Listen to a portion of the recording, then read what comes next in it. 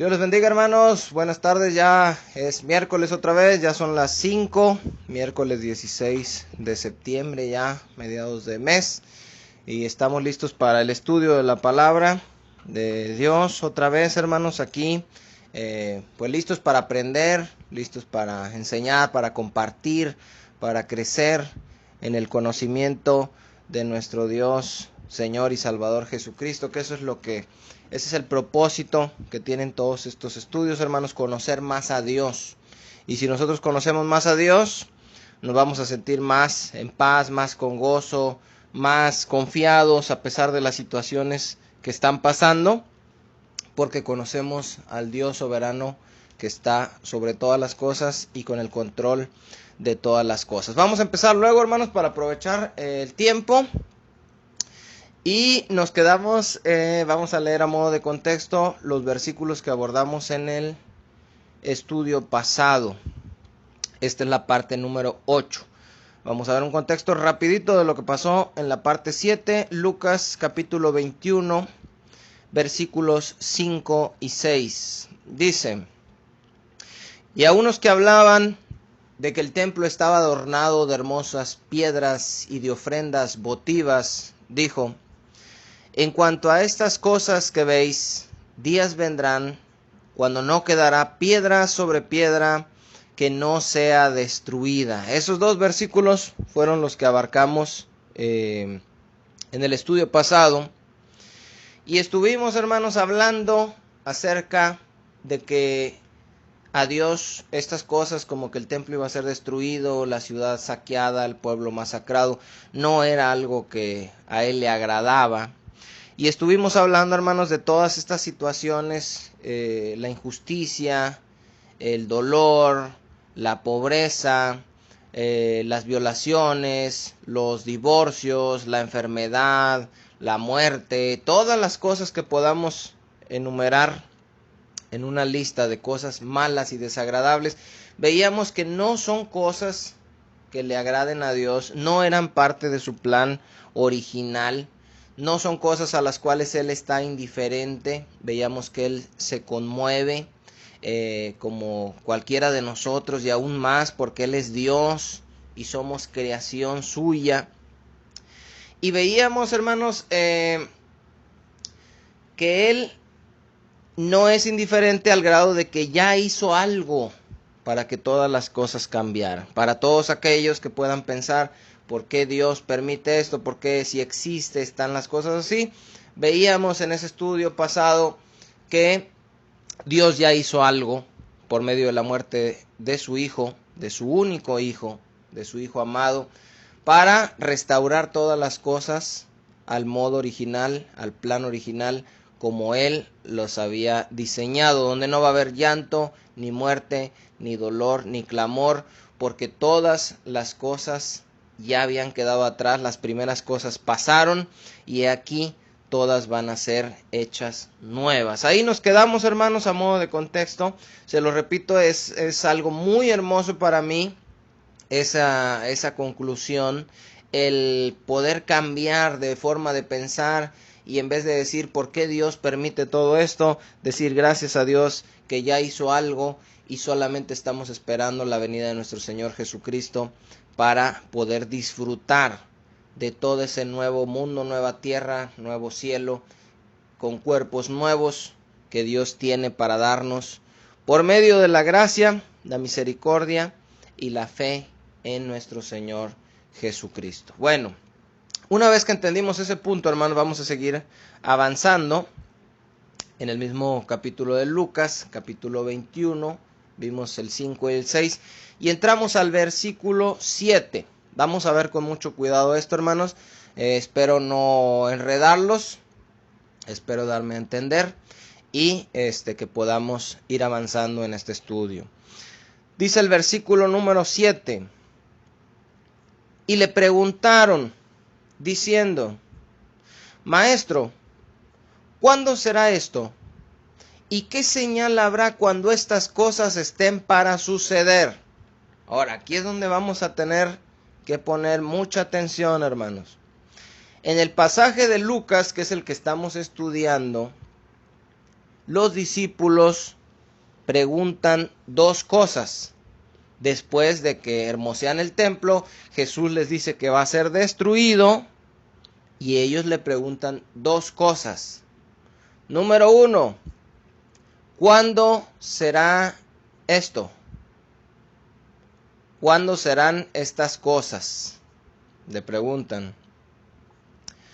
Maestro, ¿cuándo será esto? Perdón, preguntan. No dice cuándo serán estas cosas. ¿Cuándo será, hermanos? Yo les pregunto a ustedes, ¿cuándo será qué? Ellos están preguntando, ¿cuándo será esto? Según el contexto, ¿cuándo será qué? La destrucción del templo. Es lo que les acaba de decir. ¿Por qué les hago esta aclaración, hermanos? Porque se interpreta rápidamente, porque estamos predispuestos y decimos, está hablando de la segunda venida. Y sí está hablando en parte, pero ahorita les voy a explicar un poquito más. Pero la pregunta original de ellos ahí es, ¿cuándo será esto? ¿Cuándo va a ser destruido el templo? Segunda pregunta. Vamos a ver bien, porque en base a estas dos preguntas que registra Lucas, es que les va a dar la respuesta a Jesús. La siguiente pregunta es, ¿qué señal habrá cuando estas cosas estén para suceder? ¿Cuáles cosas, hermanos? La destrucción del templo cuando no va a quedar piedra sobre piedra. Ellos le preguntan primero, 1, ¿cuándo va a ser esto? 2, ¿qué señal habrá cuando estas cosas estén para suceder? ¿Por qué me detengo aquí, hermanos, y les hago aclaración en esto? Porque la respuesta que va a dar Jesús es a cosas que ya pasaron. Pasaron en el año 70. Por eso, hermanos, es importante leer e interpretar este pasaje como les había dicho yo en el estudio pasado. ¿Se acuerdan que les dije, hermanos, que la profecía tiene un doble cumplimiento, uno a corto y otro a largo plazo? Esa es la razón, hermanos, de por qué Lucas 21 y Mateo 24 se usan para hablar acerca de las señales del fin de los tiempos y de la segunda venida de nuestro Señor Jesucristo, porque es a largo plazo. Pero a corto plazo esta profecía ya tuvo un cumplimiento en el año 70 de esta era. Entonces, pongan atención, hermanos, para poder entender. Las señales y las instrucciones que se dan en este capítulo aplican o aplicaron para cuando iba a ser destruido el templo en el año 70 y al mismo tiempo aplican para la segunda venida de nuestro Señor Jesucristo, cuando esté construido el tercer templo. ¿Cómo podemos saber esto, hermanos? ¿Cómo podemos saber que en realidad estos pasajes están hablando de cosas futuras que no han pasado y no están hablando de cosas todas que ya pasaron? Porque déjenme les digo que hay una corriente de pensamiento que dice que el Apocalipsis ya se cumplió y que Mateo 24 y Lucas 21 ya se cumplieron todos en el año 70. Hay gente que piensa así. Ahora, nosotros no pensamos así, nosotros pensamos que es un doble cumplimiento en el año 70 y a futuro. ¿Cómo puedo estar yo seguro de que sí es así como yo le estoy diciendo, si las preguntas que le están haciendo los discípulos están refiriéndose a cuándo iba a ser destruido el templo y qué señal iba a haber de la destrucción del templo, que claramente todos sabemos que ya fue destruido? ¿Cómo podemos saber entonces que efectivamente también se refiere a un cumplimiento a largo plazo respecto a la segunda venida de nuestro Señor? Bueno, esto lo podemos corroborar, hermanos, cuando leemos las preguntas que Mateo registra en el mismo momento, pero acá Mateo registró otras preguntas que le hicieron los discípulos. Vamos a verlas rapidito en Mateo capítulo 24, versículo 3. Mateo 24, 3, hermanos, es el mismo momento que se está viviendo, que está narrando Lucas 21. Pero acá está desde la perspectiva de Mateo. Por eso un evangelio lo escribe Lucas, otro evangelio lo escribe Mateo. Unos ponen unas cosas que otros no, porque es lo que cada uno de ellos percibió, vio, escuchó, entendió, etcétera. Entonces, de repente, hermanos, este tipo de explicaciones se dan mucho en lo que son los estudios de los pasajes proféticos que hablan de los últimos días. Y la carne tiende a aflojerarse un poquito, a embotarse un poquito, y la mente dice, yo no entiendo, eso está muy enredado, no creo yo que vaya a entender nunca, y se cierran. No, hermanos, vamos a pedirle a Dios sabiduría, porque Dios le da sabiduría a todos, y sin reproche. Dios le puede hacer a usted que pueda entender exactamente esto que yo le estoy explicando, y no solo entenderlo, sino que usted también lo pueda explicar. ¿Por qué? Porque así como hay personas que no sabían nada, yo no sabía nada, hermanos, y lo que sé ahora Dios me lo enseñó. Entonces también se lo puede revelar a usted, porque Dios no hace acepción de personas, y porque delante de Dios todos somos iguales. Bueno, dice Mateo 24, versículo 3, fíjese bien, hermano. Y estando él, Jesús, sentado en el monte de los olivos, los discípulos se le acercaron aparte, diciendo, fíjese bien aquí lo que le preguntan los discípulos, dinos, ¿cuándo serán estas cosas? ¿A qué se refiere, hermanos? A la destrucción del templo, igualito que en Lucas. ¿Cuándo serán estas cosas? Pero ahora Mateo registra algo diferente. Dice, ¿y qué señal habrá de tu venida? Ojo con ese detalle, hermanos, porque Lucas preguntó, uno, ¿cuándo serán estas cosas? Dos, ¿qué señal habrá antes de que todas estas cosas acontezcan? Ellos estaban refiriendo únicamente a la destrucción del templo. En el caso de Mateo, preguntan, uno, ¿cuándo serán estas cosas, la destrucción del templo? Y luego se proyectan sus dudas hacia el futuro, diciendo, la pregunta número 2, ¿y qué señal habrá de tu venida? Cosa que todavía no ha pasado. Y del fin del siglo, cosa que todavía no ha pasado. Por eso, hermanos, se debe de entender la profecía y las respuestas que Jesús va a dar con un cumplimiento a corto plazo en el año 70, cuando el templo fue destruido, y con un cumplimiento a largo plazo con el tercer templo ya construido antes de la segunda venida de nuestro Señor Jesucristo y del fin del siglo. Dice aquí que quiere decir el fin del mundo. Esto es bastante interesante, hermanos. A lo mejor está complicado, pero lo puede pausar y lo puede regresar. Entonces, si está ahí con otro hermano, pueden comentar. Y si ya le entendieron, pues gloria a Dios, ¿verdad, hermanos? Ese es el propósito de todo esto.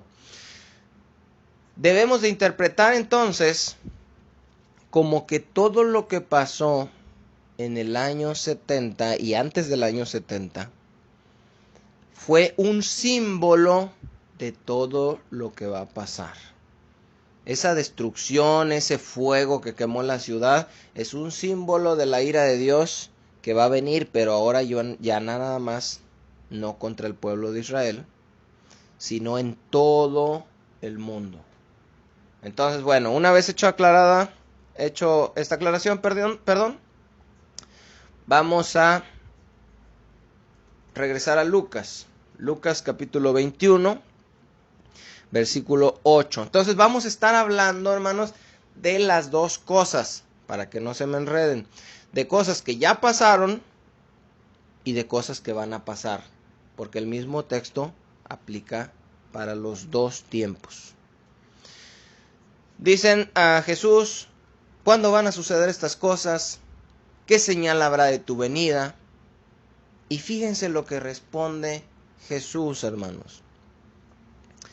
Él entonces dijo: mirad que no seáis engañados, porque vendrán muchos en mi nombre, diciendo: yo soy el Cristo, y el tiempo está cerca.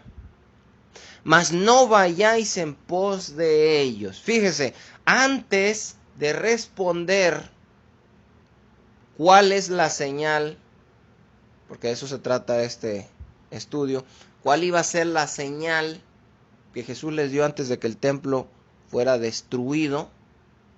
Antes de eso, Jesús les hace una advertencia. Cuídense, miren, tengan cuidado. ¿De qué? De no ser engañados. ¿Por qué? Por dos cosas. Porque van a venir muchos en mi nombre diciendo: yo soy el Cristo, en primer lugar. Falsos cristos, falsos profetas. ¿Y qué más van a decir? El tiempo está cerca, mas no vayáis en pos de ellos. Esto aplica tanto como para el año 70 como para los últimos tiempos. Jesús, si se fijan, hermanos, está dando la misma advertencia que Jeremías dio en el estudio 5 y 6 que vimos sobre la destrucción del primer templo. Cuídense de no oír a los falsos profetas. Ahora estamos ya en el segundo templo, en el año antes del año 70. Dicen: ¿cómo vamos a saber cuándo va a ser destruido? ¿Qué señal va a haber? Miren, lo primero que les digo: cuídense de los falsos profetas.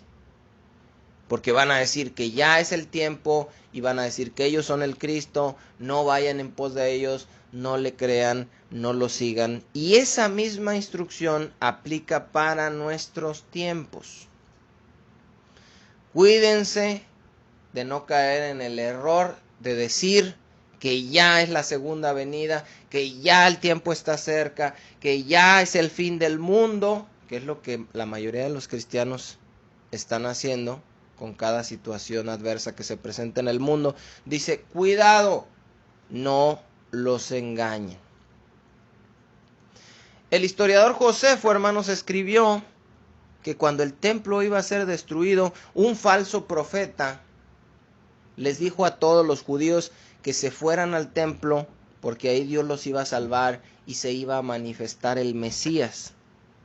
Y la historia registra, hermanos, que 6,000 judíos se metieron al templo creyéndole a este falso profeta y los masacraron a todos ahí. ¿Por qué? Porque Jesús dijo que no los engañen y los engañaron. Lo mismo que hablábamos también en el estudio de la vez pasada con los falsos profetas en los tiempos de Jeremías. En nuestros tiempos, hermanos, hubo un hombre que se llamó William Miller. Y él, hermanos, entre muchos otros ejemplos, que si ahorita le ponen el fin del mundo en YouTube van a encontrar infinidad de fechas y de gente diciendo que en el 2020, que en el 2021, que en el 2022, que en el 2031. Bueno, esta persona, hermanos, predijo el regreso de Cristo el 22 de octubre de 1844. Él se puso a hacer fechas, cálculos, números y dijo: ya tengo la fecha. Cristo va a regresar el 22 de octubre de 1844 en un día, hermanos, que se conoce como el Día del Gran Chasco. Ustedes lo pueden buscar en internet, nada más pónganle Día del Gran Chasco y les va a salir 22 de octubre de 1844, William Miller. ¿Por qué del Gran Chasco, hermanos?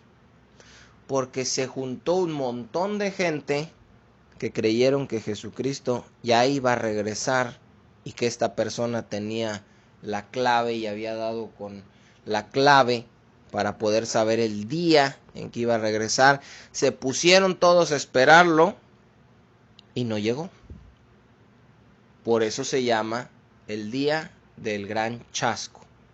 Ahora, pregunta, hermanos, estos cristianos que se juntaron en el año 1844, el 22 de octubre, no entendieron que Jesús había dicho que no se dejaran engañar, diciéndoles que el tiempo estaba cerca, que nadie sabía el día ni la hora, sino el Padre. Ahí lo tenían escrito en sus Biblias, hermanos, pero cayeron en la trampa. Por eso Jesús dice, cuídense de que no los engañen. Eso es lo primero que tienen que saber. ¿Quieren saber cuándo va a ser el fin del mundo? Si usted es cristiano y quiere saber cuándo va a ser el fin del mundo, lo primero que yo le digo es lo que dijo Jesús, cuídese que no lo engañen, porque va a haber muchos falsos diciendo, yo soy el Cristo, el tiempo está cerca y a muchos engañarán. A este grupo de personas, hermanos, solo para dejarlo como dato, que lideraba William Miller, se le conocía como los adventistas, por si le suena el nombrecito. Advenimiento, hermanos, la palabra, porque usted va a decir, ¿por qué adventistas? La palabra advenimiento significa llegada o venida de Cristo. Entonces ellos basaban su denominación, sus creencias, en que su líder sabía el día en que iba a venir Cristo. Por eso se llaman los adventistas, los que predijeron la llegada, el advenimiento, la venida de nuestro Señor Jesucristo y que fracasaron, como han fracasado muchos, y que van a fracasar muchos más que quieran ponerle fecha al regreso de nuestro Señor Jesucristo. Una de las creyentes de este falso profeta, y usted puede decir, oiga, ¿por qué le dice falso profeta, hermano? Lo está juzgando, usted no lo conoce, no conoce su corazón. No necesito conocerlo, ni conocer su corazón, hermanos. Él dijo que Cristo iba a venir el 22 de octubre de 1844 y no vino. Y eso lo convierte, según las mismas escrituras, en un falso profeta. Bueno, a este falso profeta, una de sus seguidoras más sobresalientes, ¿quién creen que fue? Elena de White. Elena de White creía que Jesús iba a regresar el 22 de octubre de 1844 y se bautizó en esta secta de William Miller, y después de que no llegó y después de que se deshizo la secta, Elena de White siguió adelante con un movimiento que se le llama los adventistas del séptimo día. Por eso le añadieron eso. Adventistas porque salió de esta secta que habían predicho falsamente la segunda venida de nuestro Señor Jesucristo. Y del séptimo día porque ella dice que Dios les reveló que debían de guardar el sábado y que todos los que guarden el sábado serán salvos. Incluso ellos creen que esa es la marca de Dios. Y todos los que no guardan el sábado tienen la marca de la bestia, el 666, y automáticamente todos estamos condenados porque no guardamos el sábado y no tenemos la revelación que Elena de White dice que tuvo. Bueno, eso como un dato acerca de los falsos. Hubo otro, hermanos, por mencionarles rápido, lo pueden googlear ahí, checar todo en internet. Hubo un hombre que fundó otra secta que se llama Creciendo en Gracia, por si la ha escuchado, si no, cheque la historia, ahí está todo en internet. Creciendo en Gracia, y este hombre se llamaba José Luis de Jesús Miranda. Y se va a espantar, hermanos, si investigan y buscan en YouTube videos acerca de José Luis de Jesús Miranda, porque este tipo decía que él es Jesucristo hombre. Este no dijo que Jesucristo iba a venir. Este no puso fecha. Este dijo que Él era Jesucristo, que ya había regresado a la tierra.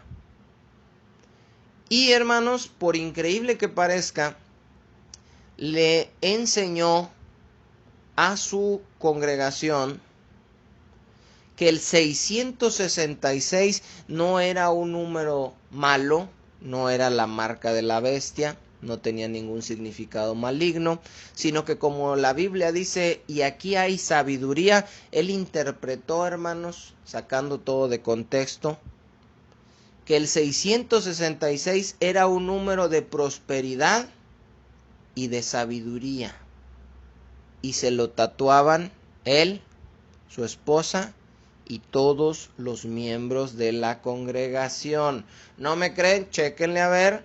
Secta que hizo que se pusieran el 666, José de Jesús Miranda, José Luis de Jesús Miranda. Y resulta que todos los que iban allá a congregarse con él traen un 666 tatuado. Y le dice el reportero, oye, ¿y por qué traes? No, es que este número es bueno, no es malo. Y nuestro papi, le dicen a este falso Cristo. Papi nos dijo, Melquisedec también le dicen. Él nos dijo que es bueno y que es un número de sabiduría. Y cuando les empezaba a ir bien en sus propiedades y en sus carros, o sea, todos le ponían el 666. Bueno, este hombre dijo que nunca iba a morir, porque obviamente era Jesucristo en la segunda venida. Y resulta que sí se murió, hermanos. Ya se murió. Bueno, uno puede pensar, bueno, ya se murió este mentiroso y ya se va a acabar esa secta y toda esa gente ignorante. Como lo pudo uno pensar después de que salió en las noticias hace un año ya o un poquito más, que habían agarrado al líder de la luz del mundo con pornografía infantil y está acusado de un montón de cosas, traía en el celular cochinero y medio con jovencitos, niñas, orgías y todo. Y uno dice, pues se va a acabar ya eso, ¿no? Porque pues ya vieron que todo... No.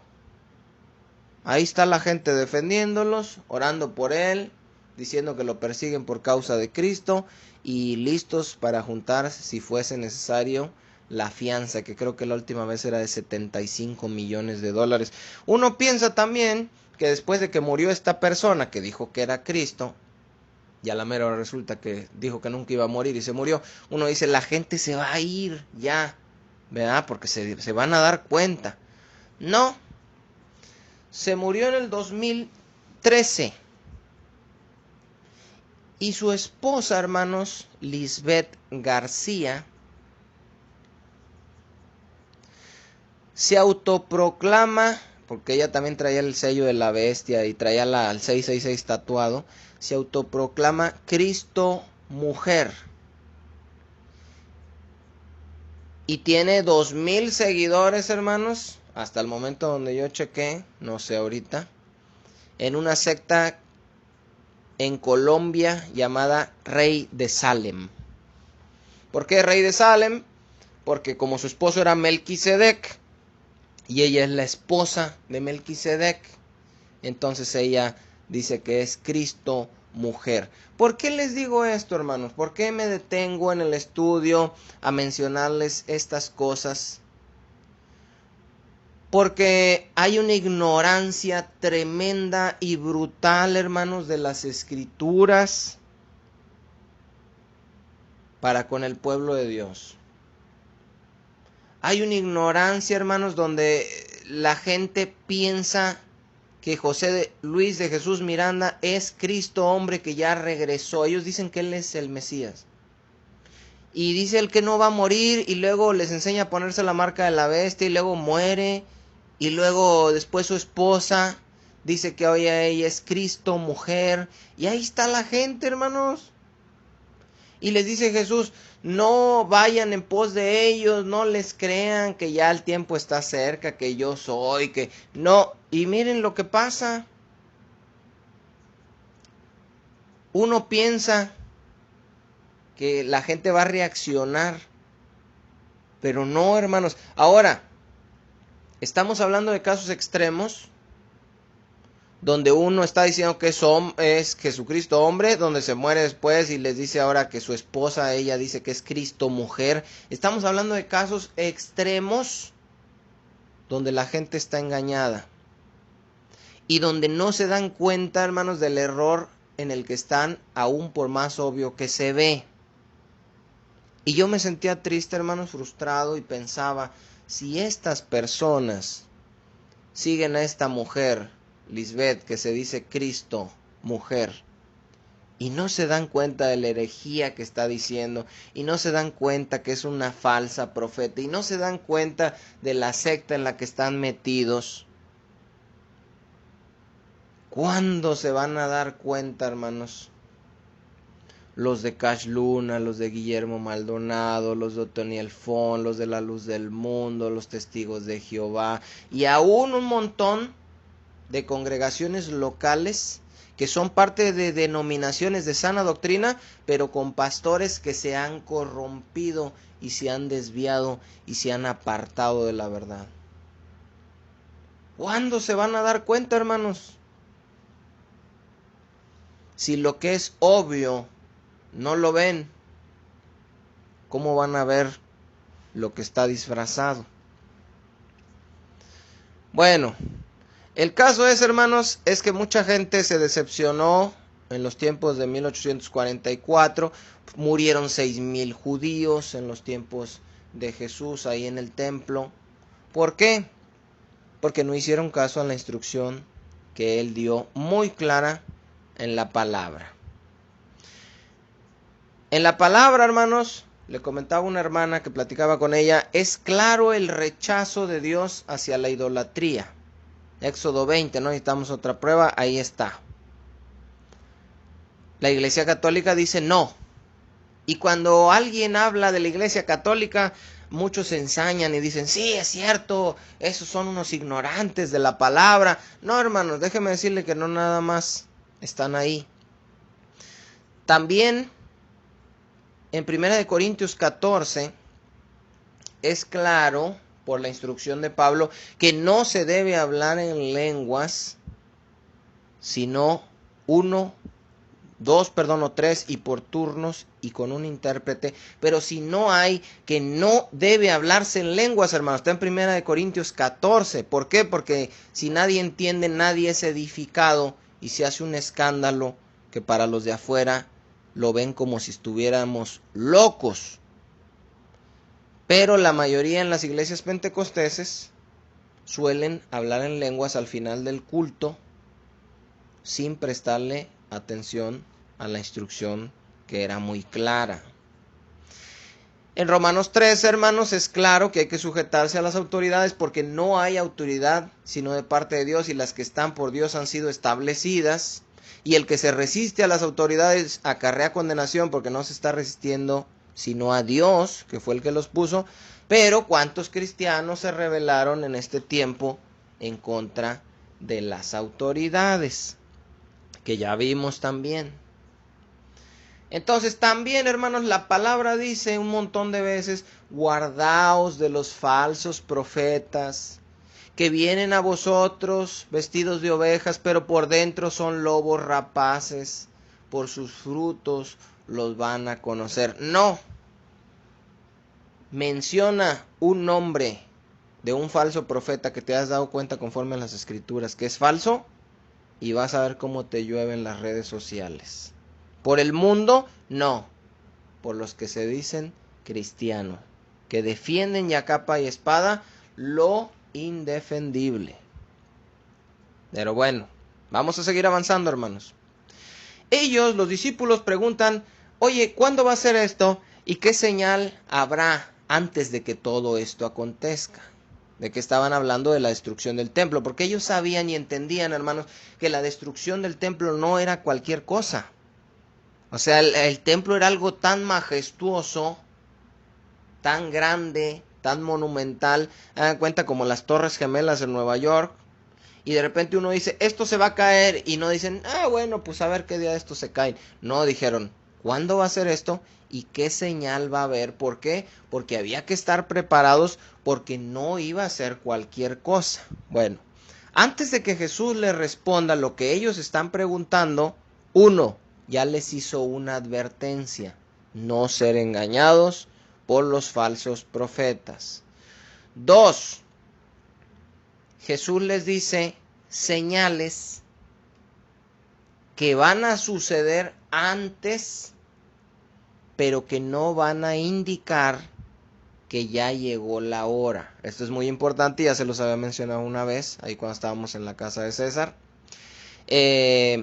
No es, estas señales que va a dar Jesús no son las señales de que las cosas están ya para suceder. Son cosas que iban a pasar antes y que Jesús las da no como señales de que ya va a pasar, sino dentro de la advertencia de cuidado que no seáis engañados. Ahora les dice, porque van a pasar estas cosas y muchos van a interpretar como que esas cosas están señalando el fin, y no es cierto. Lamentablemente todas estas señales que Jesús dijo que van a ser antes y que no indican el fin del mundo, se utilizan para decir que ya es el fin del mundo. Vamos a ver, versículo 9. Y cuando oigáis de guerras y de sediciones, no se alarmen, no os alarméis, porque es necesario que estas cosas acontezcan primero, pero el fin no será inmediatamente. ¿Ven? Por eso les dijo la señal. No para decir que las guerras indicaban el fin. No, al contrario, dice, mira, van a pasar guerras, va a parecer que es el fin, pero no se alarmen, porque el fin no será inmediatamente.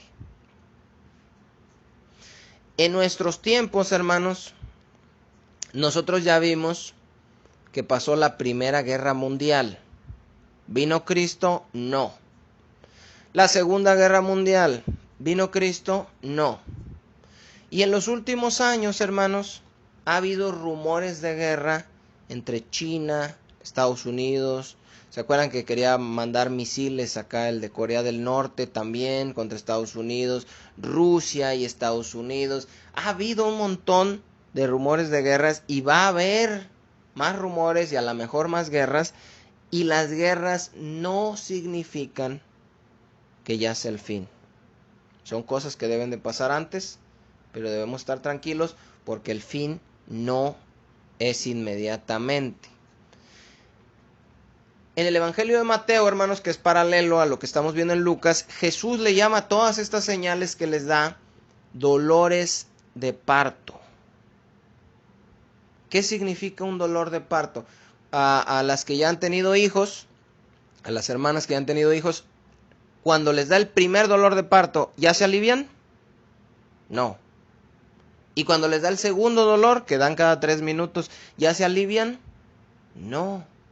Y cuando les da el tercero, no, hermanos. Entonces, imagínense a una madre primeriza que le da el primer dolor y dice, ya me voy a aliviar ahorita, ya el niño ya se me va a salir. ¿Qué le va a decir una hermana más experimentada, ¿verdad? Madura, que ya ha tenido más hijos? No, espérate, pueden ser horas van a pasar. Hay quien se ha echado hasta días con los dolores. No es inmediatamente. Bueno, pues del mismo modo Jesús dijo que estas señales sí son de alguna manera alguna señal, es algo que va a pasar antes, pero no es algo inminente. Y eso lo debemos tener muy claro. Estas siguientes señales también, versículo 10 y 11.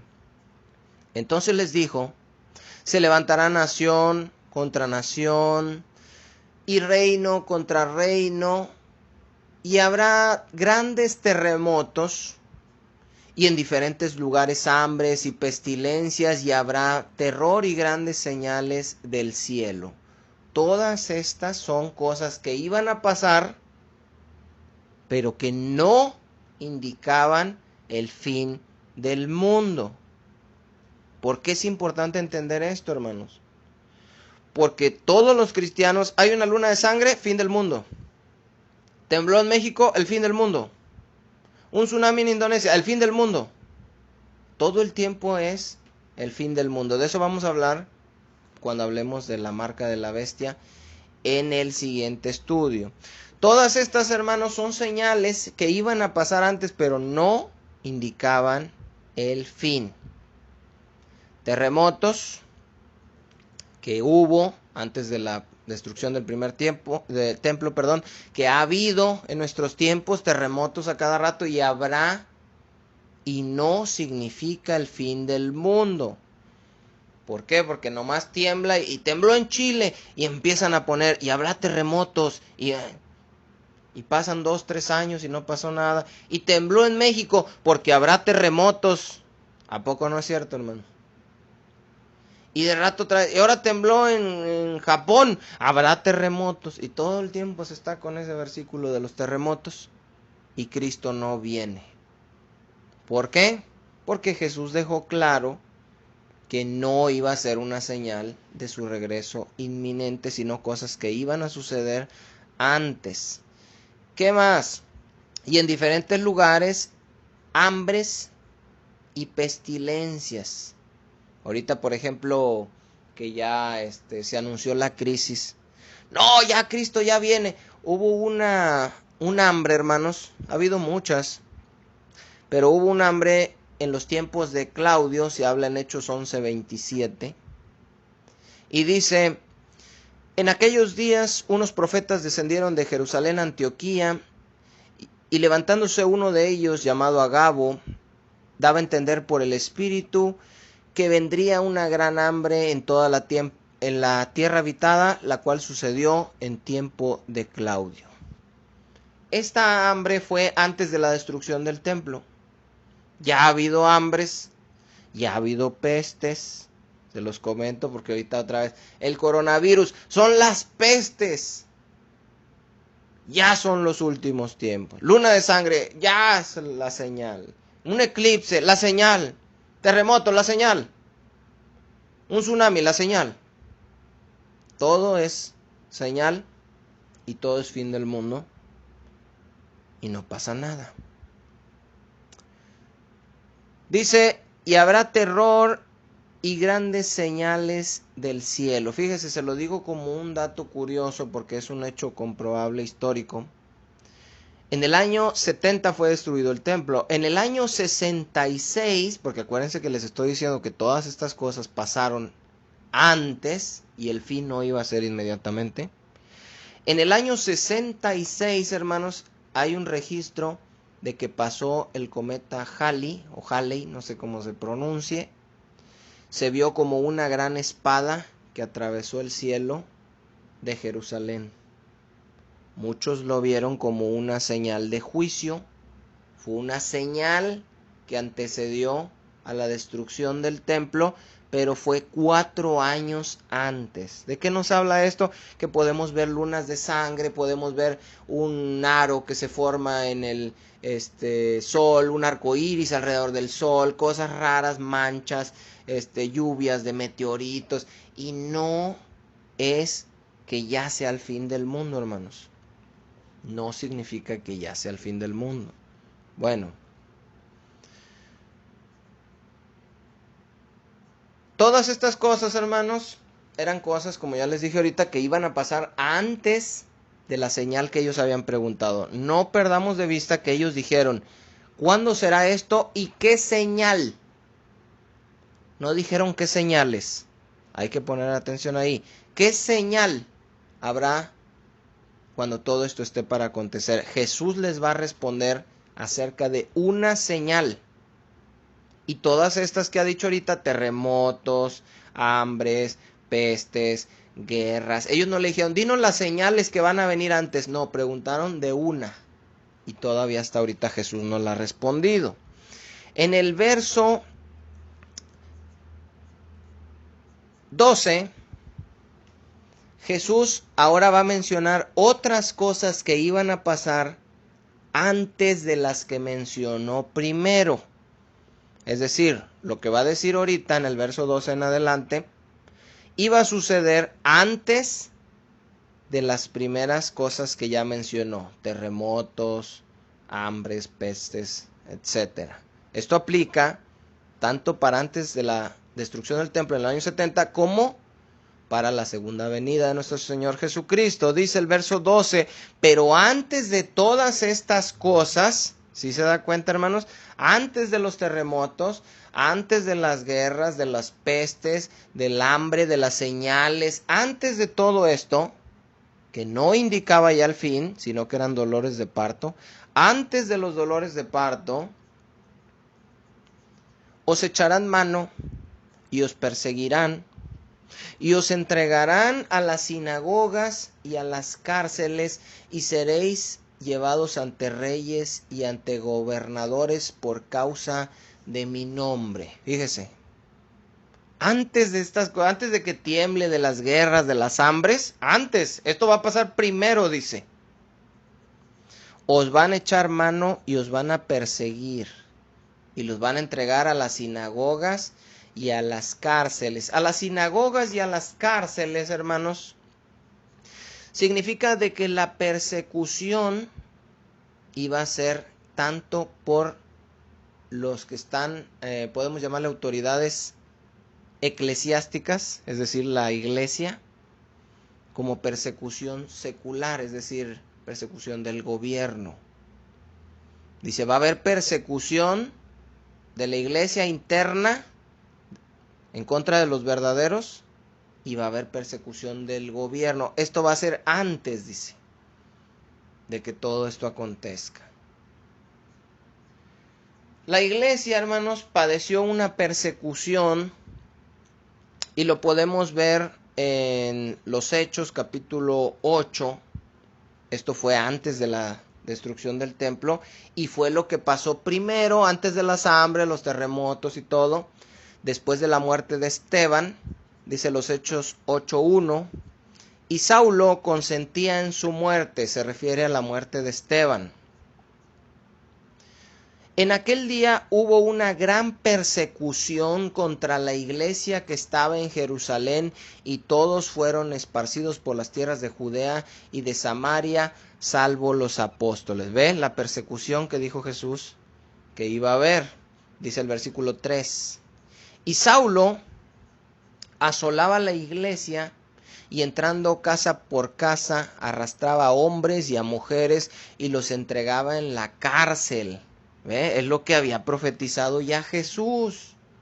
Por eso cuando pasó, ellos no dijeron, oye, Jesús nos prometió prosperidad y buenos negocios y ahora nos andan persiguiendo. No, Jesús les dijo lo que iban a pasar.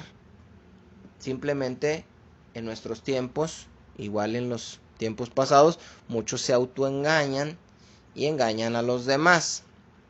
Pablo, hermanos, después ya convertido, también fue perseguido, fue apedreado y fue encarcelado, llevado ante reyes y gobernantes para dar testimonio tal como Jesús lo había profetizado. Lucas 21:13 dice, y esto os será testimonio. Perdón, aquí se me movió, hermanos. Pablo también les decía, fue llevado.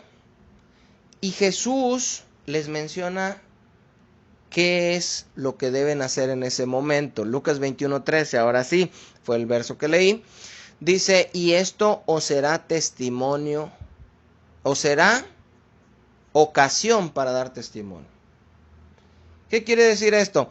Te van a perseguir en la iglesia, las autoridades, te atrapan, te meten a la cárcel, te encadenan, te llevan para dar testimonio, o más bien para que te defiendas delante de los reyes y de los gobernantes para ver por qué andas haciendo esas cosas, así como llevaron a Pablo, que era lo que les mencionaba ahorita.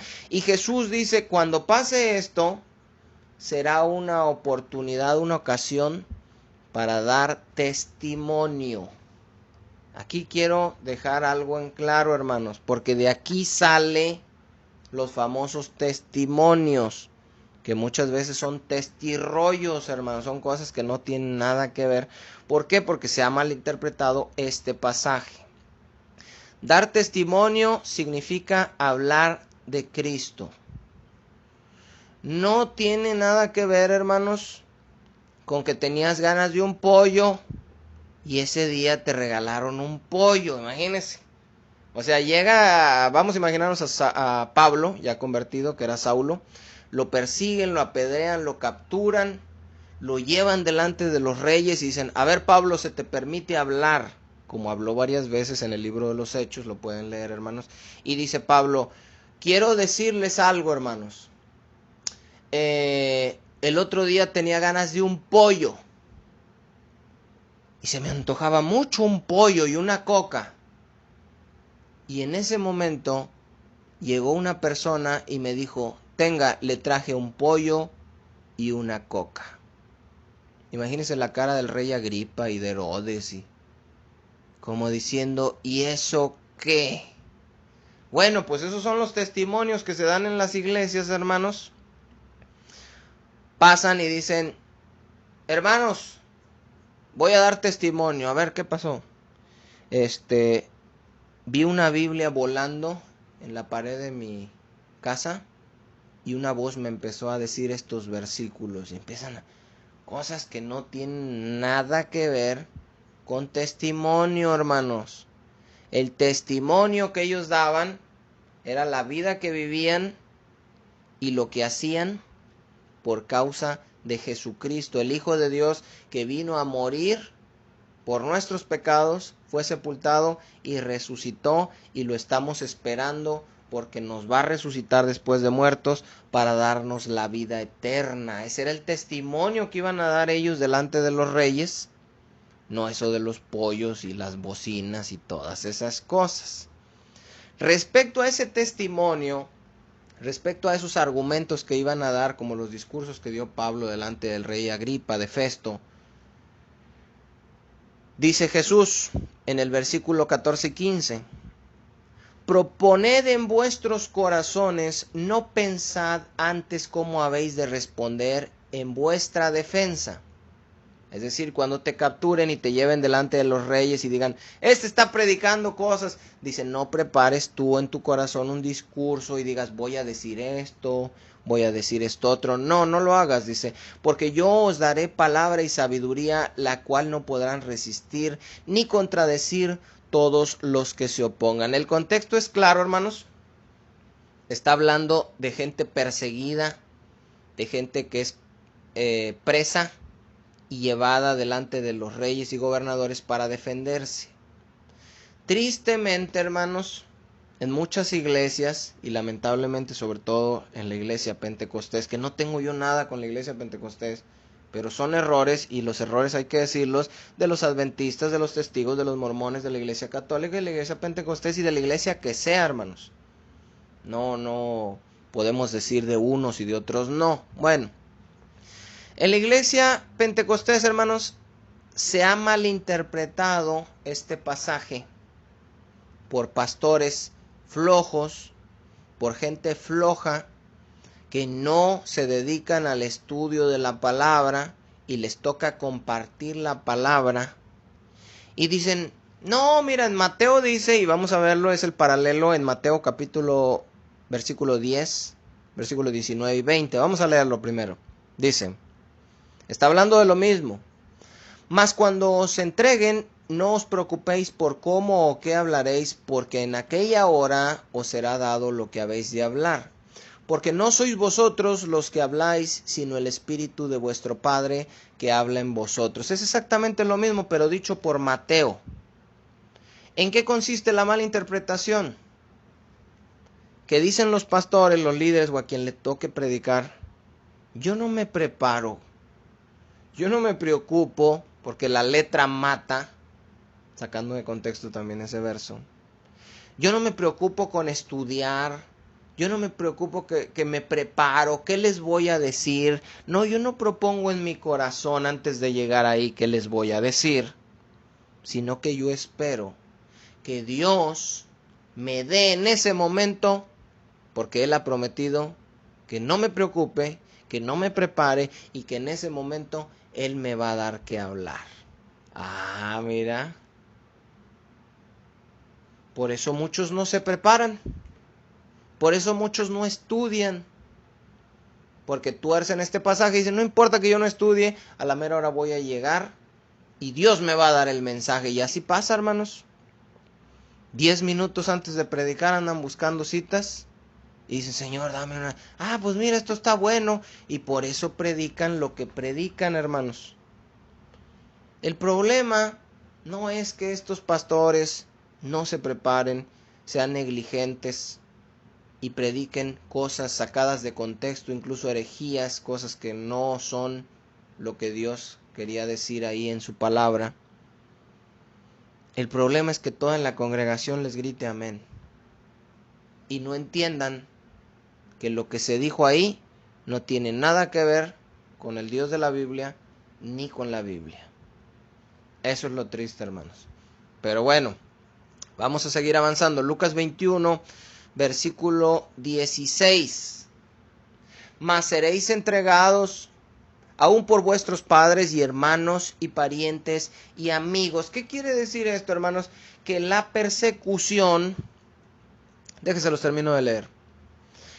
Mas seréis entregados aún por vuestros padres y hermanos y parientes y amigos, y matarán a algunos de vosotros. ¿Cuántos dicen amén? Porque es una promesa de Dios que estaba diciéndole a sus discípulos. Los van a entregar sus familiares, sus parientes, sus amigos, y a unos de ustedes los van a matar. No era agradable, pero era algo que iba a pasar. Es algo que pasó, es algo que está pasando, y nos indica, hermanos, que aún nuestros propios familiares, nuestra familia o la familia de la fe, nuestros propios hermanos, son los que nos van a entregar. Son los que nos van a aborrecer, los que nos van a perseguir, los que nos van a matar. Matar no en una forma literal aquí, sino que cuando aborrece a su hermano, pues dice la Biblia que es un homicida. Muchos dicen, hermanos, que esto no va a pasar a la iglesia porque Dios no va a permitir que sus hijos sufran, pero todas estas cosas son cosas que ya pasaron. Y si ya le pasaron a la iglesia primitiva, hermanos, debemos estar seguros y saber y entender que van a volver a pasar. Dice el versículo 17, y seréis aborrecidos de todos por causa de mi nombre. Se refiere a personas que no hicieron nada malo, pero que por simple hecho de predicar, ya son despreciados por Dios. No aplica aquí la gente que está haciendo cosas malas y que dice que lo desprecian por causa de Cristo. No, aquí está hablando de verdaderos cristianos. Y dice el versículo 18, pero ni un cabello de vuestra cabeza perecerá.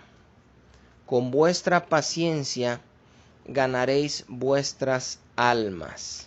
Y quiero preguntarles, hermanos, a ver si se imaginan cuál es la palabra que se utiliza ahí cuando dice paciencia.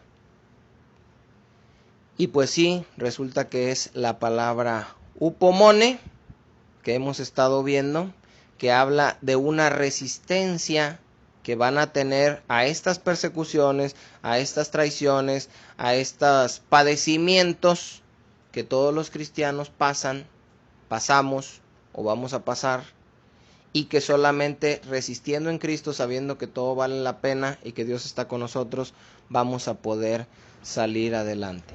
Ahora, hermanos, vamos a ver que en el versículo 20, llegamos al versículo 20, en este versículo 20 Jesús les va a responder la pregunta que ellos hicieron en el versículo 7.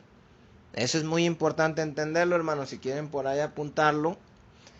Jesús responde la pregunta que hacen en el verso 7. ¿Cuándo será esto, maestro? Dinos, ¿cuándo será esto? ¿Y qué señal, una nada más, habrá cuando todas estas cosas vayan a suceder? ¿Cuáles cosas? La destrucción del templo, donde no iba a quedar piedra sobre piedra. A lo que Jesús le preguntan en el versículo 7, Él no lo contestó en el 8, 9, 10, 11, 12, 3. Lo que hizo en el 8 fue advertir, y lo que hizo del 9 al 19 fue de hablarles de cosas que iban a pasar, pero que no eran la señal por la cual ellos preguntaban, y por tanto no debían malinterpretar cuando pasaran estas cosas como que esa era la señal. Y ese es el problema que pasa en nuestros tiempos, y por eso les hago énfasis. Terremoto es la señal, tsunami es la señal. No. Esa mala interpretación la tenemos porque pensamos que Jesús le respondió la pregunta del verso 7 a partir del 8 hasta el 19, y no es así. Jesús hizo advertencias de no ser engañados con que el tiempo estaba cerca, y puso una serie de cosas que iban a pasar antes de la venida, no inmediatamente, que iban a ser como dolores de parto, para que no pensaran cuando esas señales sucedieran que ya era la segunda venida. Triste y lamentablemente, esa es la interpretación que tienen la mayoría de los cristianos. La respuesta, ahora sí, ¿cuándo serán estas cosas? ¿Y qué señal, una nada más, habrá cuando todo esto vaya a pasar y vayan a destruir el templo? Está en el versículo 20. Ahora, ojo, no los quiero revolver, hermanos, hablando del cumplimiento de la profecía a largo plazo. Eso lo vamos a ver en el capítulo que sigue, en el estudio que sigue, con el estudio de si la vacuna es la marca de la bestia. Ahí vamos a ver la interpretación a largo plazo de lo que habla Mateo, porque son cosas diferentes, lo que iba a pasar y la señal del fin cuando venga Jesús, y la señal de la destrucción del templo. Son diferentes. Por eso una es a corto y otra es a largo plazo. No se me enreden ahorita, simplemente ahorita vamos a ver la respuesta de la pregunta que ellos hicieron del cumplimiento a corto plazo, nada más. Jesús sale del templo, ve sus discípulos el templo, se lo presumen, les dicen no va a quedar piedra sobre piedra que no sea destruida, va a ser destruida la ciudad, va a ser destruido el templo, no va a quedar nada. Ellos preguntan, maestro, ¿cuándo va a ser esto? ¿Qué señal va a haber antes de que pase esto? Y Jesús ahora lo responde después de dar señales que no indicaban el fin. Ahora sí la da en el verso 20. Y esta va a ser una pregunta también que luego les hagan el examen, hermanos. ¿Cuál es la señal que Jesús dio de que era inminente la destrucción de la ciudad y del templo? Está en el verso 20. Vamos a leerlo. Dice 20, Lucas 21, 20. Pero, este pero significa que ahora sí viene la señal. Ahora sí viene la respuesta. Por eso dice pero. Pero cuando viereis o cuando vean a Jerusalén rodeada de ejércitos, sepan entonces que su destrucción ha llegado. ¿Ven, hermanos? Eso era lo que ellos habían preguntado. Y es muy interesante cuando lo interpretemos a largo plazo también, porque el de corto plazo ya pasó, fue para el año 70, el de largo plazo viene para nosotros, y también es muy interesante ver la señal que va a haber antes de que Cristo, su regreso, sea inminente ya, ahora sí.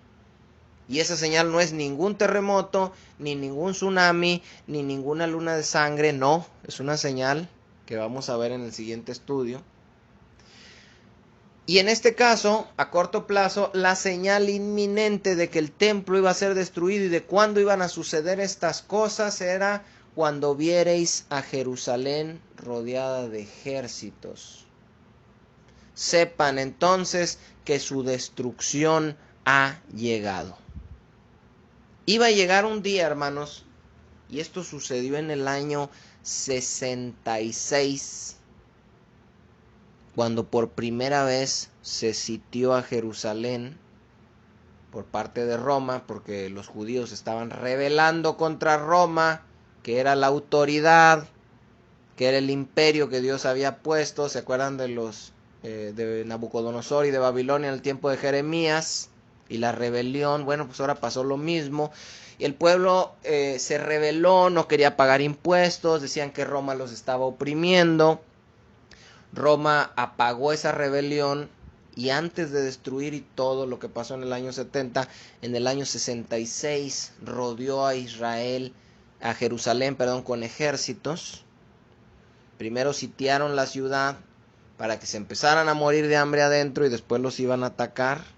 Hubo rebeliones adentro de las murallas de Jerusalén y se empezaron a matar entre ellos antes de que llegaran los romanos, como se están matando en muchas iglesias, muchas congregaciones. Por haberse multiplicado la maldad, el amor de muchos se enfriará, es una también de las señales del fin. Y Jesús les dice a sus discípulos qué deben hacer en ese momento, porque acuérdense que les dije ya que Dios no es indiferente a las tragedias y que Él no quiere que esas cosas pasen. Entonces, así como le dijo a su pueblo Dios por medio de Jeremías, que se rindieran ante Nabucodonosor, que lo sirvieran, que se sujetaran a él, a su yugo, ahora también da la salida para tal situación, como nos ha dado la salida para el día de la ira por medio de creer en Jesucristo. Él da la salida para cuando vaya a ser destruida la ciudad, el templo. Y la solución no era enfrentar a Roma. La solución no era declarar, atar, arrebatar, dar gritos, sombrerazos, pataleadas. Fíjese cuál era la solución que Jesús le dijo a sus discípulos para que fueran librados. Verso 21. Entonces, cuando vean a Jerusalén rodeada de ejércitos y sepan que su destrucción ha llegado, esto pasó en el año 30, más o menos 33, cuando él se los dice, y alrededor de 30 años después iba a pasar esto, y dice, entonces, en ese tiempo, los que estén en Judea, huyan a los montes. Esa es la instrucción de Jesús, esa fue para ese tiempo, a correr. Entonces los que estén en Judea, huyan a los montes, y los que en medio de ella, váyanse. Y los que estén en los campos, no entren en ella. ¿Se acuerdan lo que les dije? Que muchos judíos corrieron al templo para protegerse ahí. No, Jesús dijo, corran, váyanse, huyan. Esas son las instrucciones que dio en ese tiempo. ¿Por qué? Dice el verso 22, porque estos son días de retribución para que se cumplan todas las cosas que están escritas. Es decir, va a ser destruida esta ciudad, se va a derramar la ira de Dios porque no quisieron aceptar al Hijo de Dios, porque dijeron su sangre sea sobre nosotros, pero ustedes pueden ser librados de esa ira. Cuando vean esta señal, huyan. Y así Dios nos ha dado a nosotros también una salvación en Cristo para que no suframos la ira de Dios, que no vamos a sufrir la ira de Dios. Dice el versículo 23, hablando de todo esto que iba a venir como algo justo sobre el pueblo, porque Dios es justo. Mas hay de las que estén encintas. ¿Qué son las que están encintas? Embarazadas, hermanos. Dice, híjole, miren, va a venir un tiempo donde van a sitiar a Jerusalén. Hay que correr, corran todos, porque es inminente ya la destrucción del templo y de la ciudad. Pero pobres de las que estén embarazadas, dice en ese tiempo, y de las que críen en aquellos días, porque van a traer a sus bebés cargados y hay que correr y hay que escapar, porque habrá gran calamidad en la tierra e ira sobre este pueblo. Ira, la ira de Dios por haber despreciado a su Hijo, vino en el año 70, y la ira de Dios va a venir sobre el mundo si desprecias la salvación, la instrucción y al Hijo de Dios, pisoteas la sangre y te haces al cristiano cuando tú sabes que no eres. 24, y caerán a filo de espada y serán llevados cautivos a todas las naciones, y Jerusalén será hollada por los gentiles hasta que los tiempos de los gentiles se cumplan. Esto también tiene un cumplimiento, pero ya nos pasamos de la hora y ya no lo vamos a ver, hermanos. Solo me quiero enfocar en esto que dice el 24 que leímos ahorita, y caerán a filo de espada y serán llevados cautivos a todas las naciones. Esto era, hermanos, lo que Jesús vio, y esto fue por lo cual lloró cuando vimos en el estudio anterior. ¿Sabe cuántos judíos murieron? 1.100.000 judíos. Si quiere apuntarlo por ahí, apúntelo también. 1.100.000 judíos. Y fueron cautivos, llevados como esclavos, 97.000. Por eso Jesús lloró. Por eso Jesús dijo: Jerusalén, Jerusalén, que matas a los profetas, cuántas veces he querido juntar a tus hijos como la gallina junta a sus polluelos, pero no quisiste. Y estuvo llorando ahí en la ciudad por lo que les iba a pasar, que él no quería, pero que vino como algo justo y como una consecuencia de su rebelión, que es lo mismo que pasará cuando Dios venga por segunda vez. Pero gracias a Dios, hermanos, por la instrucción que dejó aquí Jesús, que fue ignorada por la mayoría de los judíos que no creyeron en él, pero que fue creída por sus discípulos, se cree, según el historiador Josefo y diferentes fuentes. ¿Sabe cuántos cristianos murieron cuando fue destruido el templo? Ninguno. Ningún discípulo de Jesús fue muerto en el templo ni en Jerusalén. ¿Por qué no? Porque creyeron la palabra, la obedecieron, y cuando vieron en el año 66 que Jerusalén fue rodeada por ejércitos, corrieron. Todos escaparon y se libraron. Es un símbolo, hermanos, de cómo nosotros vamos a ser librados por creer y obedecer lo que Dios dice, no por creer lo que dicen otros y obedecer mandamientos de hombres, no, es lo que Dios nos enseñó. Todos los que rechazaron, hermanos, la predicación de Jesús, no huyeron, sino que se quedaron ahí, se rebelaron, creyendo que ganarían, y todos murieron. Pero gracias a Dios, hermanos, todos los que escucharon a Jesús y creyeron fueron librados. Los que escucharon y obedecieron fueron librados. Los que rechazaron y se rebelaron fueron destruidos. Lo mismo va a pasar cuando venga Jesús por segunda vez. Si creíste y obedeciste, vas a ser librado. Si te rebelaste, fuiste necio y no hiciste caso a lo que decía la palabra, vas a ser destruido junto con todos los demás.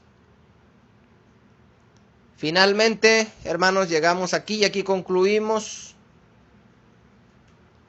con el verso 25, el cual está hablando específicamente ya no de la destrucción del templo, ya no del cumplimiento de la profecía a corto plazo, sino del cumplimiento de la profecía a largo plazo, lo cual todavía no pasa y está por venir. En el verso 25 diciendo: entonces habrá señales en el sol.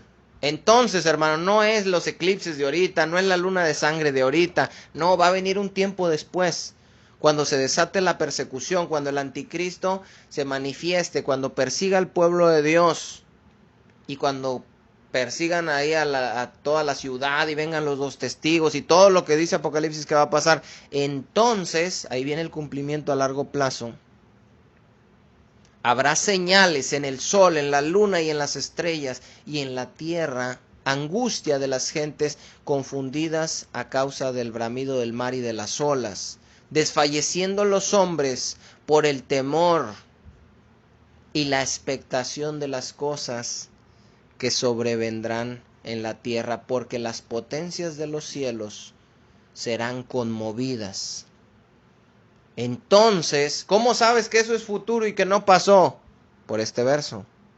Entonces verán al Hijo del Hombre. No ha venido, Por eso aquí está hablando de la segunda venida, cumplimiento a largo plazo. Por eso es importante entender el cumplimiento a corto y a largo plazo, aunque sea complicado, hermanos, es muy importante. Entonces verán al Hijo del Hombre que vendrá en una nube, con poder y gran gloria. Cuando estas cosas comiencen a suceder, erguíos y levantad vuestra cabeza, porque vuestra redención está cerca. Va a ser en ese momento, va a ser en ese tiempo, cuando se desaten esas señales, y nada tiene que ver con el terremoto que en Indonesia, con el tsunami, con el terremoto de México, con el eclipse, con la luna de sangre. No, hermanos, ahí del 25 en adelante van a ser cosas terribles las que van a pasar, que nada tienen que ver con un eclipse o con un terremoto de 7 ni de 8 grados. Van a ser cosas terribles. Pero en ese momento va a aparecer el Hijo del Hombre y viene por nosotros. Esa es nuestra esperanza. No nos va a pasar lo mismo que a los demás. No vamos a morir igual que los demás. No vamos a sufrir la ira de Dios igual que los demás. Así como los cristianos fueron librados, hermanos. Los primeros discípulos de Jesús, que eran judíos, fueron librados y no perecieron en la destrucción de Jerusalén y no perecieron en la destrucción del templo en el año 70. Así también nosotros vamos a ser librados. No de la persecución, no de las traiciones, no de los desastres naturales. No, vamos a ser librados de la ira de Dios. Cuando venga fuego y todas las cosas sean deshechas, los que hayamos creído vamos a ser librados, vamos a ser arrebatados, vamos a ser transformados en un abrir y cerrar de ojos. No creo yo, como muchos creen, que vamos a ser transformados y arrebatados 7 años antes incluso de que aparezca el anticristo, para estar en una fiesta mientras aquí está el anticristo. La Biblia muestra otras cosas, no muestra dos venidas, una para llevarse a la iglesia y otra allá donde viene. Solo muestra un regreso, la segunda venida, no es la tercera. Esa es una mentira de lo cual hablaremos en otro estudio, hermanos. Y cuando venga ese tiempo, estaremos listos y seremos librados. Es muy importante conocer la palabra, porque así no vamos a engañar ni a ser engañados. Ojalá, hermanos, ojalá, porque estos temas de profecía y todo son complicados. Yo sé, hermanos, yo sé, también son complicados para mí. A veces que estudio me duele la cabeza. Pero es muy importante que el pueblo de Dios sepa y entienda la palabra de Dios, hermanos. En el próximo estudio, como ya les había dicho, el número 9, vamos a hablar acerca de otro tema que la iglesia está resonando en las redes sociales en este tiempo, y es que la vacuna contra el COVID-19, el coronavirus, es la marca de la bestia, que será puesta a pequeños y a grandes, a ricos y a pobres, a siervos y libres, en la mano o en el brazo derecho. Vamos a ver a la luz de las Escrituras si esto es así y por qué. Vamos a ver si no es así y por qué también. Y espero que me acompañen, hermanos, en ese día, con una libretita, con ánimo, con un cafecito, para que estén estudiando, compartiendo, aprendiendo y disfrutando de la paz y el gozo que trae el conocimiento de nuestro Dios y Salvador Jesucristo. Gloria al Padre, al Hijo y al Espíritu Santo. Les pido, hermanos, y les agradezco que compartan estos estudios con más hermanos. Tenemos que llegar a más personas. Urge, hermanos, van a ser rechazados por el 90%. El 90% de la iglesia no va a querer aceptar esta palabra. No importa, hermanos. Vamos por ese 10%. Gente que está ahí y que de veras aman a Dios y obedecen su palabra y buscan hacer su voluntad. No fariseos que dicen y no hacen. Vamos a llegar a ellos, hermanos, por medio de suscribirse al canal, de compartir los enlaces y de compartir lo que hasta ahora se ha aprendido en estos estudios. Gracias a todos, hermanos, porque están ahí. Gracias por sus mensajes, por sus llamadas, por sus oraciones para con nosotros, hermanos, para con mi esposa, conmigo. Son necesarias las oraciones, hermanos. Les amamos a todos. Ojalá y podamos ver comentarios aquí en el canal de YouTube de hermanos nuevos que se añadan aquí con preguntas, con comentarios, con oraciones para con nosotros, y también que nos permitan orar por ellos, hermanos, a la distancia, porque no nos une una denominación, no nos une un edificio, nos une el Espíritu de Dios en un mismo cuerpo, en un mismo templo, en donde mora Dios en cada uno de nosotros, los que hemos sido verdaderamente salvos, transformados, comprados a precio de sangre, y que ahora Dios nos une por medio de morar su Santo Espíritu en cada uno de nosotros. Dios les bendiga, hermanos, y nos vemos en el próximo estudio.